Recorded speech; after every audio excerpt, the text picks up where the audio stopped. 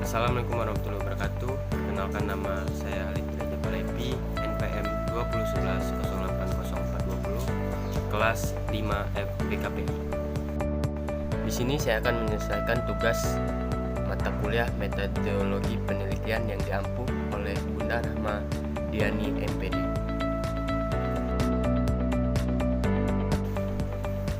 Pengertian pedoman wawancara.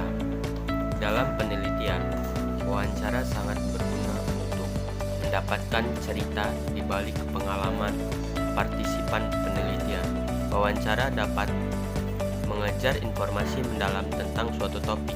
Wawancara dapat bermanfaat sebagai tindak lanjut terhadap responden tertentu terhadap kuesioner, misalnya untuk menyelidiki lebih lanjut tanggapan mereka. Sebelum Anda mulai merancang pertanyaan dan proses wawancara, jelaskan untuk diri sendiri masalah atau kebutuhan apa yang harus diatasi dengan menggunakan informasi yang akan dikumpulkan oleh wawancara. Ini membantu Anda tetap fokus pada maksud dari setiap pertanyaan. Pengertian wawancara menurut para ahli. Adapun definisi wawancara menurut para ahli antara lain adalah sebagai berikut. Robert Hahn dan Channel. Wawancara ialah pola khusus dari interaksi dimulai secara lisan untuk tujuan tertentu dan difokuskan pada daerah konten yang spesifik dengan proses eliminasi dari bahan-bahan yang tidak ada hubungannya secara berkelanjutan. Konjaraningrat. Wawancara dapat didefinisikan sebagai cara yang digunakan untuk tugas tertentu, mencoba untuk mendapatkan informasi dan secara lisan pembentukan responden untuk berkomunikasi tatap muka. Danzig. Wawancara dipandu dan rekaman pembicaraan atau tatap muka, percakapan di mana seseorang mendapat informasi dari orang lain. Sutrisno Hadi, 1989. Wawancara ialah proses pembekalan verbal di mana dua orang atau lebih untuk menangani secara fisik. Orang dapat melihat muka yang orang lain dan mendengarkan suara telinganya sendiri. Ternyata, informasi langsung alat pengumpulan pada beberapa jenis data sosial, baik yang tersembunyi, latent atau manifest. Lex J. Moleo, 1991. Wawancara merupakan percakapan dengan tujuan tertentu. Dalam metode ini, penelitian dan responden berhadapan langsung tatap muka untuk mendapatkan informasi secara lisan. Dengan mendapatkan data tujuan yang dapat menjelaskan masalah penelitian. Bentuk pedoman wawancara. Terdapat bermacam-macam jenis wawancara yang dapat dilakukan, antara lain wawancara informal. Dengan pendekatan percakapan, tidak ada pertanyaan yang telah ditentukan.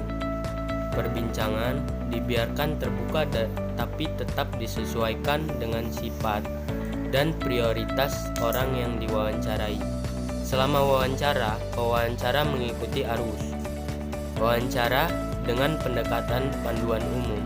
Pendekatan panduan ini dimaksudkan memastikan bahwa bidang informasi umum yang sama dikumpulkan dari setiap orang yang diwawancarai. Ini memberikan lebih banyak fokus daripada pendekatan percakapan, tetapi masih memungkinkan tingkat kebebasan dan kemampuan beradaptasi dalam mendapatkan informasi dari yang diwawancarai.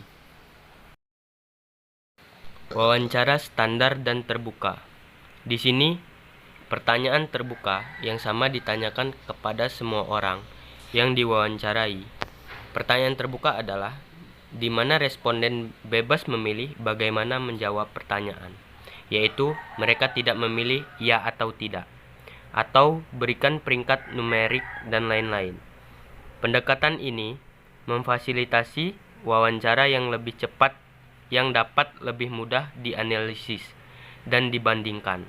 Wawancara tertutup dengan respon tetap di mana semua yang diwawancarai ditanyai pertanyaan yang sama dan diminta untuk memilih jawaban dari sekumpulan alternatif yang sama. Format ini bermanfaat bagi mereka yang tidak berlatih dalam wawancara. Sedangkan berdasarkan jenis topik yang dapat ditanyakan dalam wawancara, Patton mencatat 6 jenis pertanyaan. Orang dapat bertanya tentang perilaku, tentang apa yang telah atau sedang dilakukan seseorang. Kedua, opini atau nilai, tentang apa yang difikirkan seseorang tentang suatu topik. Ketiga, perasaan. Perhatikan bahwa responden terkadang merespon dengan saya pikir. Jadi, berhati-hatilah untuk mencatat bahwa Anda mencari perasaan pengetahuan untuk mendapatkan fakta tentang suatu topik. Sensori, tentang apa yang orang lihat, sentuh, dengar, cicipi, atau cium. Selanjutnya, latar belakang atau demografi. Pertanyaan latar belakang standar seperti usia, pendidikan, dan lain-lain. Proses penyusunan pedoman wawancara. 1. Pertanyaan penelitian, bukan pertanyaan wawancara. 2. Jika Anda bertanya, mereka akan menjawab.